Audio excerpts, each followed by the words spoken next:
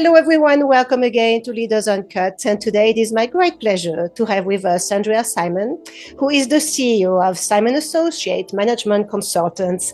Hello, Andrea. It's so good to have you here with us today. It's a pleasure to be here. Thank you for the invitation. I'm looking forward to our conversation. Yeah, and so am I. So, Andrea, you present yourself as a culture change expert. And at your company at SAMC, you help clients adapt to fast changing times, right? You help them see the future and turn everything into successful growth strategy. So, I'd love for you to, first of all, give us some of your background because you've done incredible things in your life. And then talk to us what you're doing currently with your company and what you foresee for this year. It's a great question. I am a corporate anthropologist. Before I launched my company 23 years ago, I had spent 20 years in industry and business.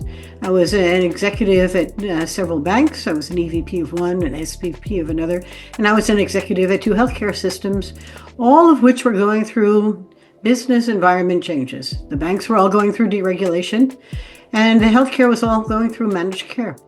I started my career as an academic. I was an anthropologist. I got my tenure, and I was teaching anthropology, American studies, and conducting research on how people change. I did sunrise semesters and master lecture series, and I was really on my way. But I got into industry a little bit by chance. I was at a cocktail party with a bunch of city bankers who said, "Come help us change." And I went, "Oh, I can do that."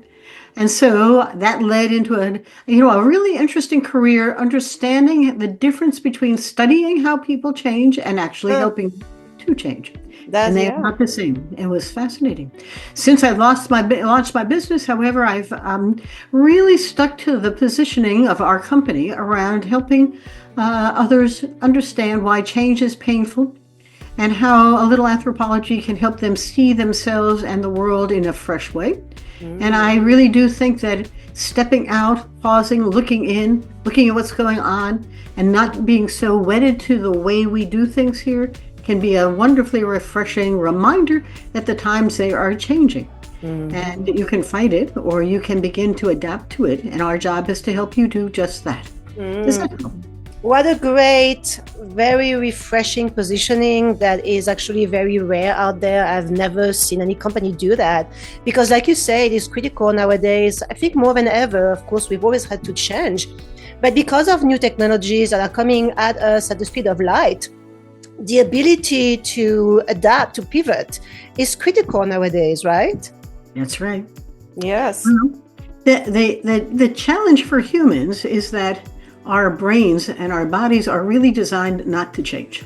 And so it isn't personal, but by and large, people thrive by not changing what has always worked for them in some way, even when it stops working. And so, as we work with our clients, it becomes clear to us that what they need is to be able to see something happening, which is why I often take my clients out with me to go exploring.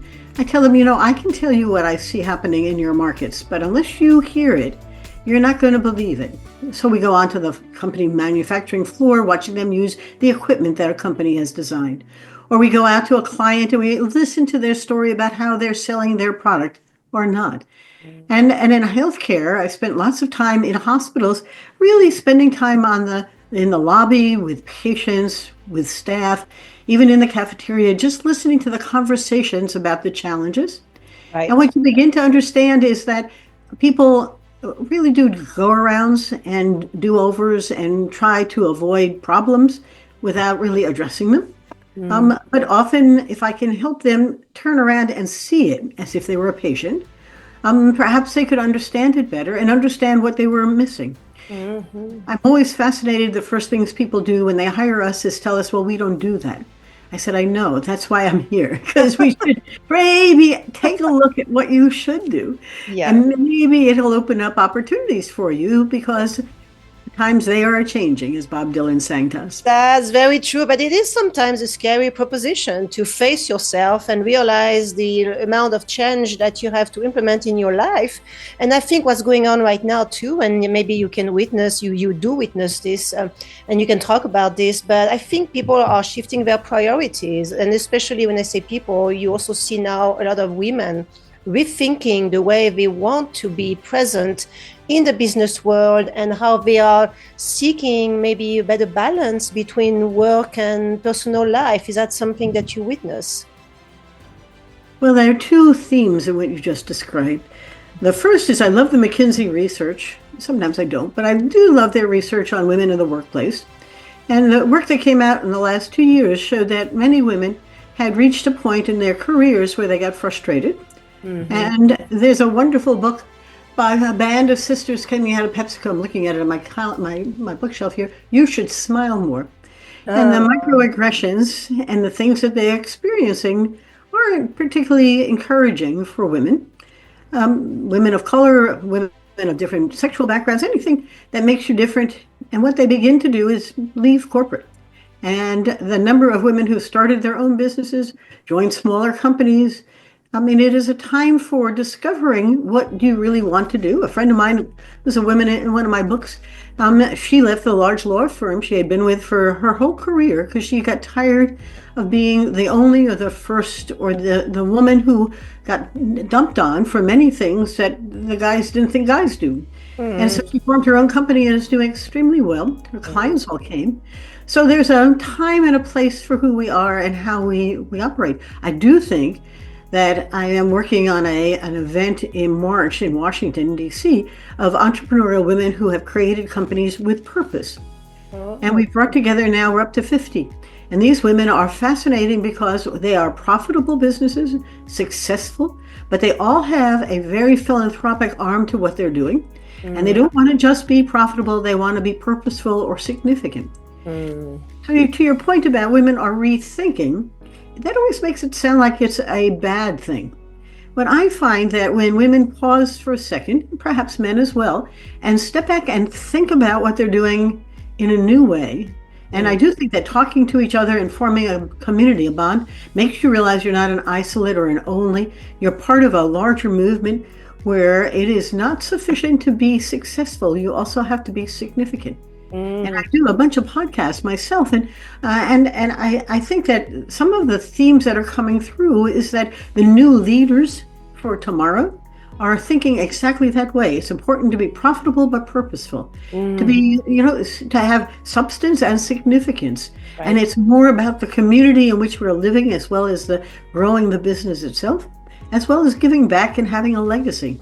I do think women may be on the tipping point of trying to find more reasons for business than just business. Yes. Oh, it's beautiful. And you're right. I think that's what I hear all the time myself. People are looking to really emphasize or enhance their sense of purpose. Because at the end of the day, this is what matters the most, is to get up in the morning with knowing that you're doing something valuable that will make a difference in someone's lives. And I love the fact that you're building communities, because one of the challenges you may have an initiative you launch, but then it's really hard to do it on your own. But if you're part of a group like that, it makes a whole difference, because you feel that synergy and that motivation to keep going. And we are much more powerful when we are a group. Yeah. I agree. But your question was a very profound one, because the times they are changing, and they have been changing. And I remember when I got into business as an anthropologist, I wasn't quite sure what to wear. It was a black suit, a white shirt, and a little bow tie, because I was the only or the first. And I didn't like the feeling, but I knew enough that I had to make people comfortable with somebody who was an outsider. And now, I have 2 books out on women in business, and many of the women in there talk about being the first or the only, and they're tired of it. And another theme that's very important is, as I rise, I lift others. And I do think that there's this kind of collaboration, this feeling of we, not I, that is going to be transformational as we look at the future of business and women in business. Yeah, yes, and that's something that I think it's a deep need of society, especially after what we had to go through with COVID, the isolation, the feeling of being completely separated from the rest of the world. I think now it's created that trend and that movement of community-based developments. I see that happening everywhere. Is that something that you witness as well? Yes, and Mark Schaefer has a wonderful book, Belonging to the Brand, and it's all about community. The community is the brand now. Mm-hmm. And the smart ones build beyond the product, and they build something which is engaging beyond the company itself. So I think there's some momentum going to begin to see us beyond simply inside the walls of a company. Now, where it's going, their times are changing as the fourth industrial revolution transforms so much of us, whether it's blockchain or AI or machine learning. It is a time of adopting and of really embracing things that we aren't familiar with. So there's a process to that too. There's a process. So that's a great segue to my next question. I was going to ask you, what's the process? Where do you start when you're interested? You realize, okay, I am interested in that type of guidance. How long is it going to take me? Give us an idea maybe on cost, and that would be very helpful. I can't tell you much about cost. We can talk about that sort of separately, but the process is a very important one. Remember, what we've learned from the cognitive sciences and the neurosciences is that your mind does exactly what it thinks you want it to do. I'll say that again. Your mind has a story, and that story guides you to see things in a particular way, and it does exactly what it thinks you want it to do. So I work with several leadership academies, and one of the stories that we start with is, what's your story today, and what do you want it to be tomorrow? Because and it's the same for a business. What's your business today? How can you visualize it in the future? And we do a lot of visualization, because if we can't see it, we can't be it. And we decide with these eyes of ours, which have the most nerves going to the brain. So that you see it, you feel it, and then your brain thinks about it. So if you're going to change your company, and I get calls like this all the time, I have a new CEO and he wants to change the culture, or he sees better ways for us to get business done. So the first thing you have to do is bring people together. Don't dictate it. They need to see it. If not, they will say yes and not do anything. So the first thing you need to do is have them create it. And you'd be amazed how creative your staff is. And they really do know the difference between what they're doing now and what they would like it to be. And then when you draw it and you put it up on big paper and you begin to tell a new story, your brain is actually going through a transformation. It's changing.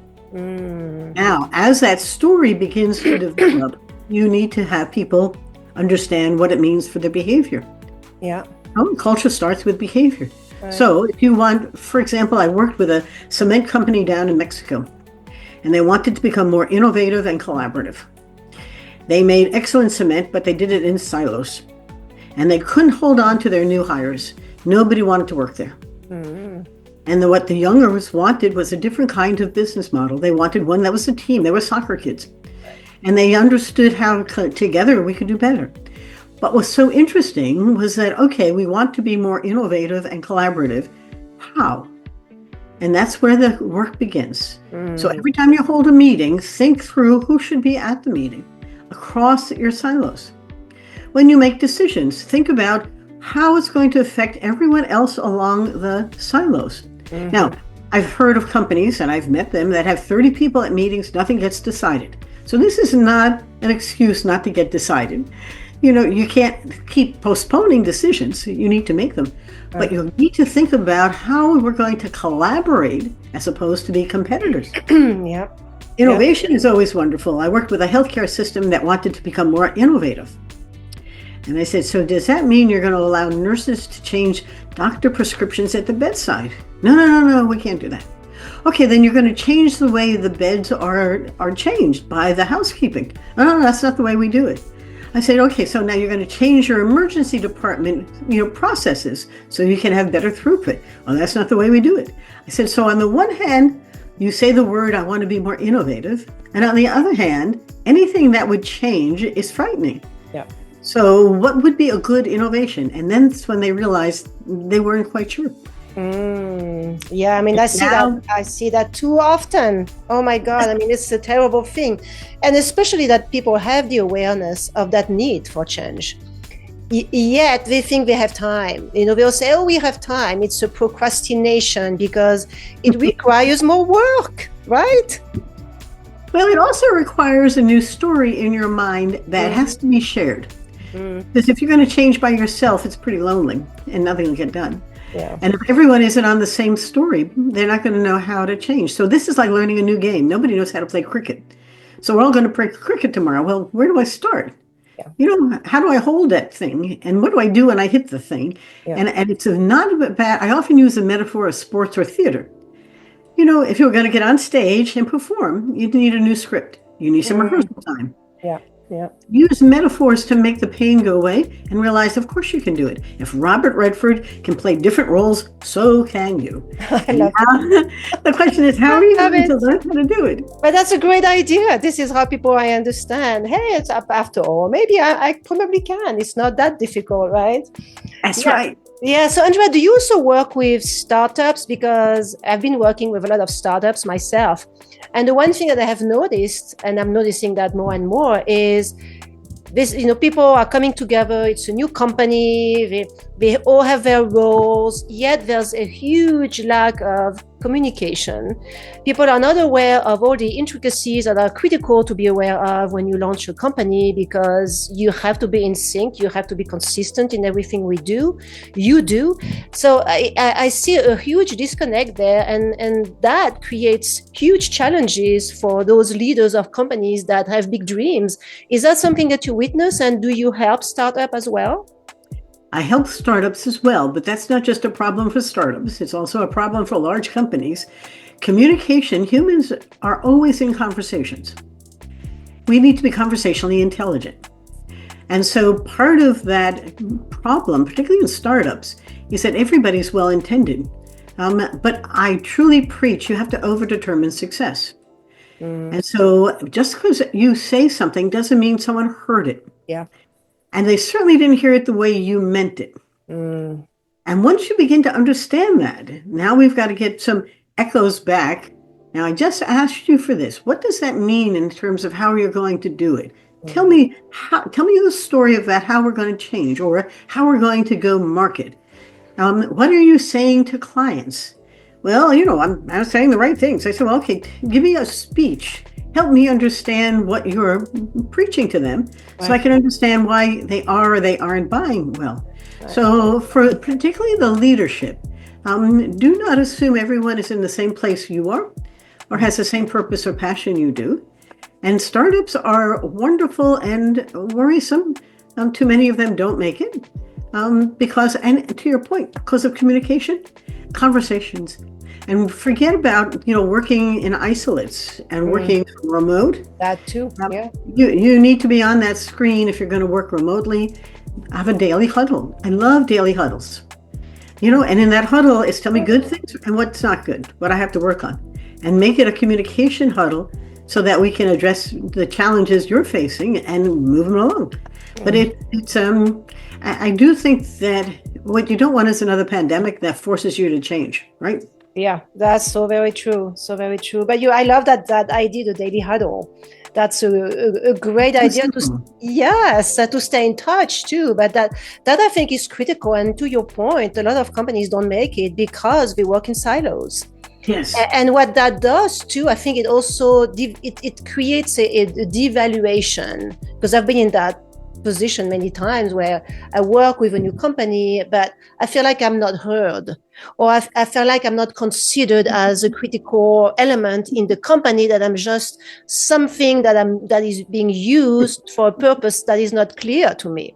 No. Well, you had the same feeling I do. And I often wonder why they go seeking an outsider other than to avoid accountability themselves. It's so much easier to blame me than it is to take its responsibility yourself. That's so true. But is that a true leader, though, Andrea? Somebody who cannot take that type of responsibility? I mean, I'm wondering, is that a true CEO or is that a true executive if we are not capable of doing this? Well, the ones I've met who do that are scared. And I find that they have reached a point where they are less than comfortable articulating where we're going and how we're going to get there. So we bring in a consultant, and then when it doesn't work, it's her fault. It's not hard.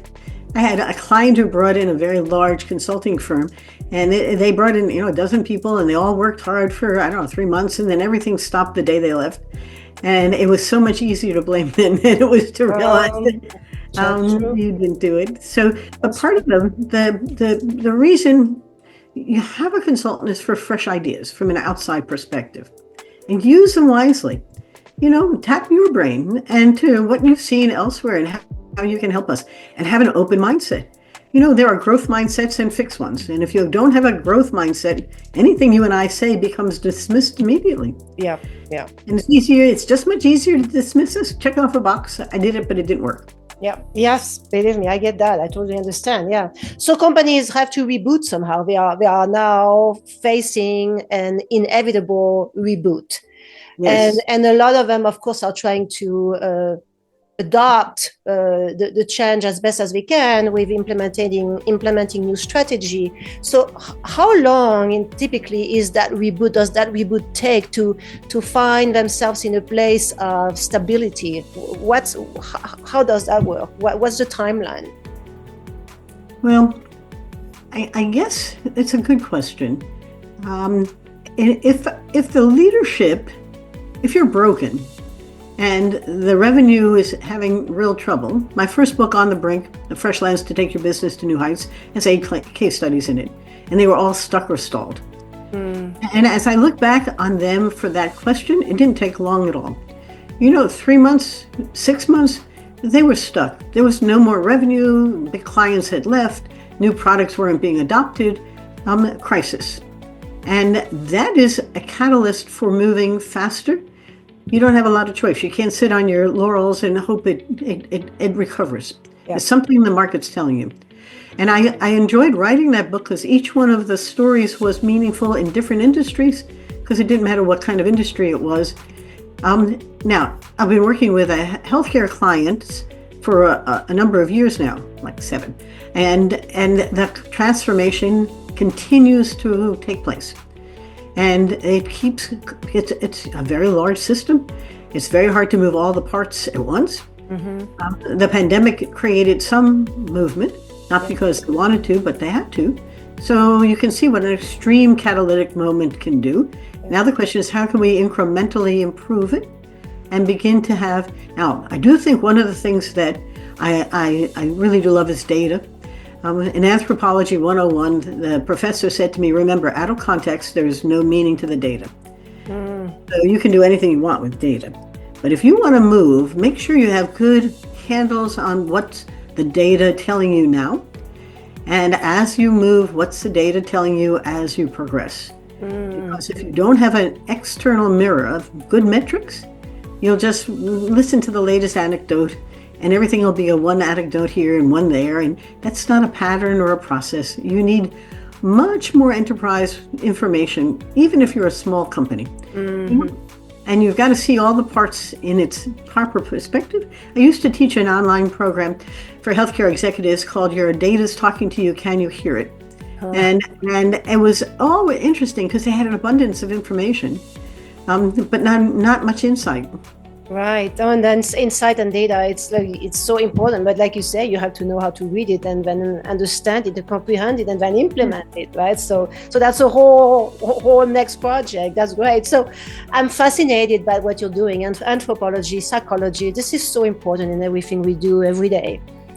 What's the place of the ego there? Is the ego something that is positive, negative? Does it help? Does it prevent people from going to the next step? What's your opinion on that? Well, ego is an interesting place for us to consider. Every person has one, but sometimes we become more humble, and humility softens it. you need to think well of yourself. And I don't know that's bad or good, but if you think well of yourself, it's easier to move forward and help others. And most of the time we're in business to work together. Yeah.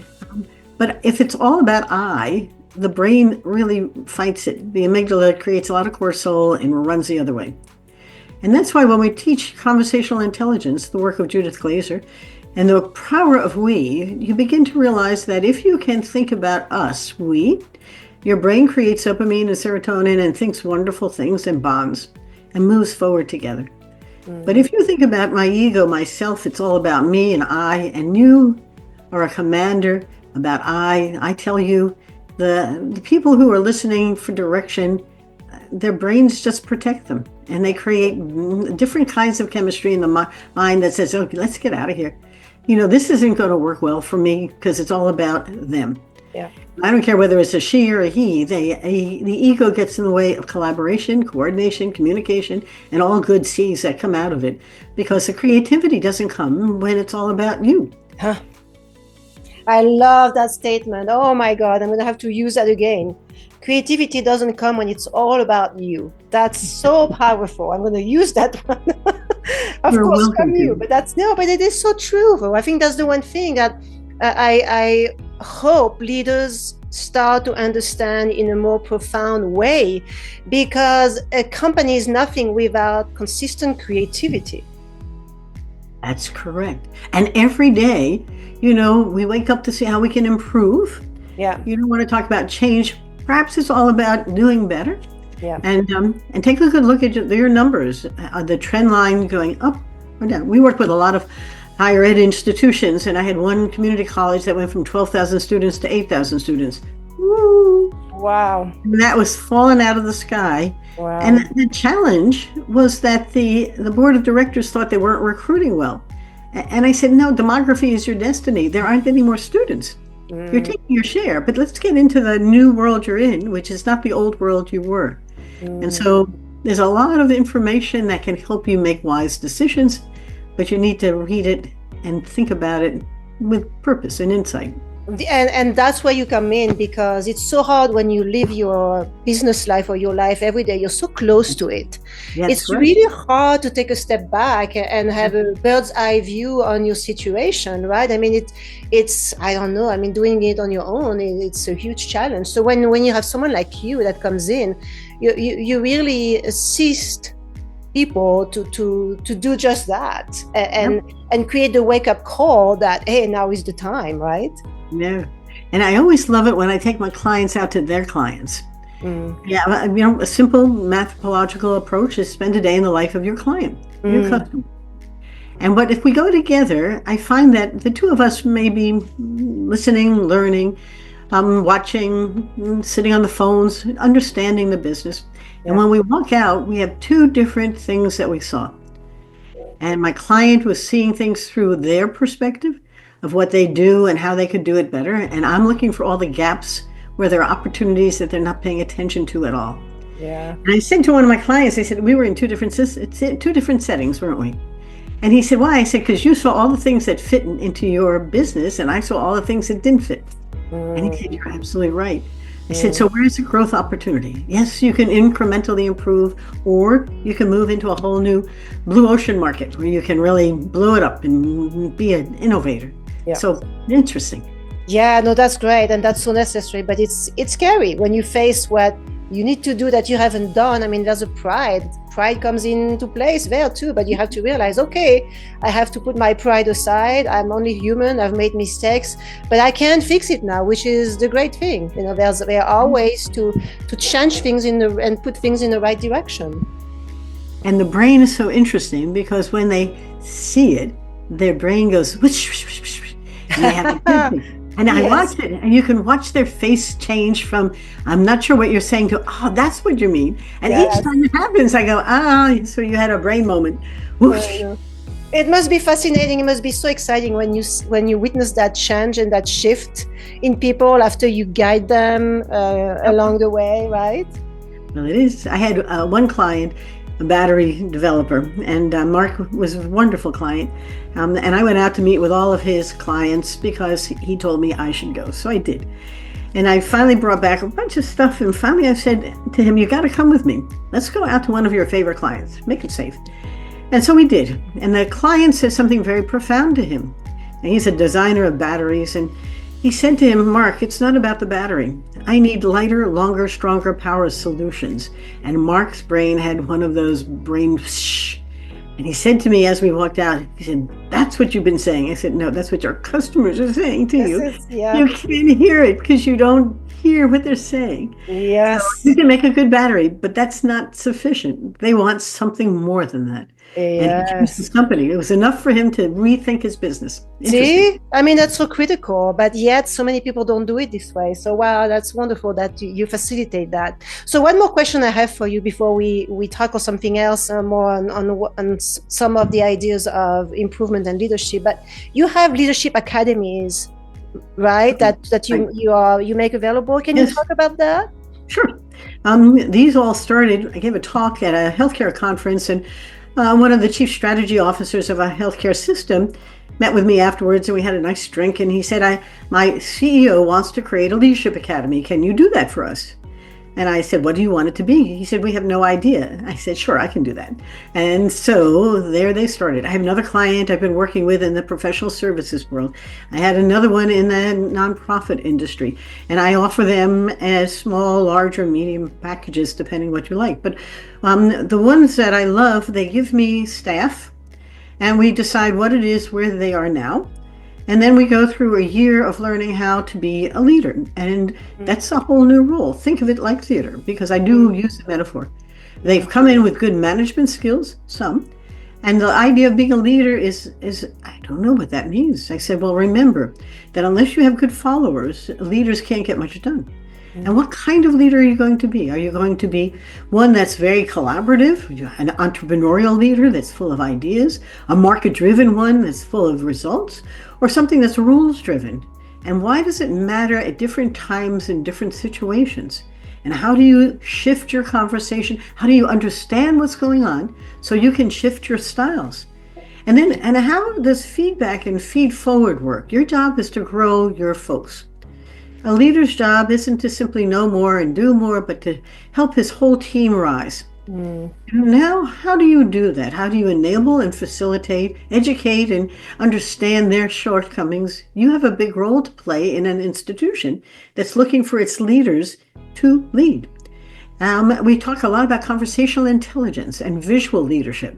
And begin to get them through a capstone experience to begin to develop the teamwork that they're going to need and to demonstrate they can, and then to present it to the senior management team at the end about how they have changed. And change is painful for some, but timely for others. Yeah. And then I try to help them with small wins. If you know where you're going, the small wins can get you there. And so every week is a small win, and share the small win so that you can see progress. Or if you didn't have a small win, redirect for the next week.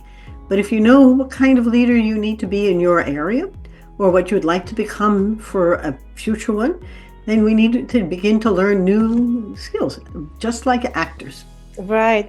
Gosh, it's so refreshing. First of all, I love what you're doing. You are incredible. It gives me hope. Because such a need out there, but it gives me hope that there's a way. There's a way for people to evolve, to adapt, to learn, to become better leaders, to become better humans. Yes. Right? I mean, that's so needed right now. And you are offering that path of growth. It's a growth opportunity. It's a process that is doable. It's realistic. It's down to earth. And thank you for doing that, Andrea. That's just, I love it. I think it's so needed. Well, thank you for a great question. Because I'm listening to our conversation today saying this is more fun than fun. It's not easy to begin. There's no CV or bio that can really capture both the passion and the purpose that I have in helping people change, which they hate to do. Right. And if I can help you change, man, it's so gratifying. Everyone rises together. right? Yes, so for sure, for sure. So one last question that I ask all my guests is a question of giving an example of challenges you overcame and or something that you have learned along the way in your life that was critical for you to your evolution. That would be inspirational and motivational to my audience. You know, I'll take myself back to business when I was in business, because I learned very early on. Then I'll talk about what I've learned in being in business. Very early on, that you know what people expected of you was what they expected of you, and not necessarily what you knew they expected of you. There was always a gap. And I was always surprised because I never fit a typical mold of a banker or a healthcare executive. I was an anthropologist in those roles. But they had no idea what I was or did or how I was, and didn't really spend much time trying to figure it out. They had a box, and I was put in the box quickly to sink or swim. And I swam, but it was always at their decision about what that meant. So I find that people need to spend more time getting to know their staff and learn more about what it is that makes them grow and play on that. You know, people talk about, well, I have to build on my weaknesses. I said, no, build on your strengths. More than enough that you can do with the strengths, and the weaknesses will come along with it. Yep. And when I launched my own business, what I didn't know was that people hired me again for what they needed, not for what I did. And so whether it was Centenary College that was stuck at 450 students and going to go out of business, or Markel Paper that made paper from paper, not for trees, but nobody was buying it anymore, or a hospital system that wanted to build a patient safety program. And I got hired because they needed hope. And I found hope to be an interesting trigger. Because I was a listener. I said, well, tell me about what's the challenge. And let me tell you how I'm going to approach it using the tools I have to help you see, feel, and think in new ways. And it worked. And so I've been blessed with wonderful clients, some lasting many years, and some for projects or for shorter term ones. But I never really had to work very hard marketing myself. I just had to help people, you know, begin to open their minds to what a little anthropology could do to help them. Yeah.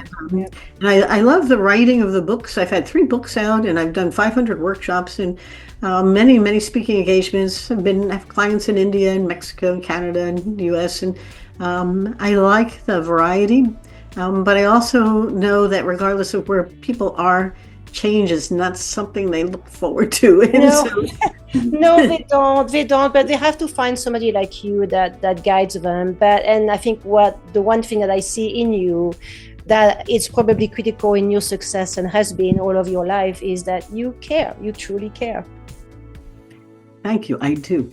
Yeah. It's a very good way to capture our story today. Yes. Yeah, no, you're very welcome. Thank you so much. I so appreciate everything that you shared here, Andrea. It's so important.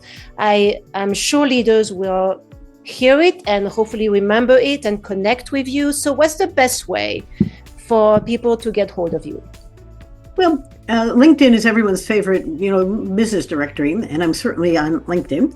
My website for my company is simonassociates.net, and for our books and workshops, it's andisimon.com. It's ANDI Simon.com. And but my books are all on Amazon, and I love to hear your thoughts. My podcast is called On the Brink with Andi Simon, and like yours, I think I've got 424 postings of it, and it is I get emails from across the globe. I can't thank people enough for sharing with me their thoughts and how I can help them. And you're right, it's all because we care. Right. Yes, so important. Thank you so much again, Andrea. I hope to speak with you again soon, because that's going to be something, first of all, good for me. I have learned a lot today. You gave me hope, and I'm sure you're doing this for a lot of people as well. Thank you, Catherine. It's been a wonderful podcast. I appreciate it. Thank you so much. Thank you everyone for watching. Please share this video with your network. There's so much I can do on my own, so I count on you to spread the word, to spread the good, to spread all this wisdom that is so needed nowadays. And remember to subscribe to the channel. I would greatly appreciate it. And we will see you next time. Bye-bye now.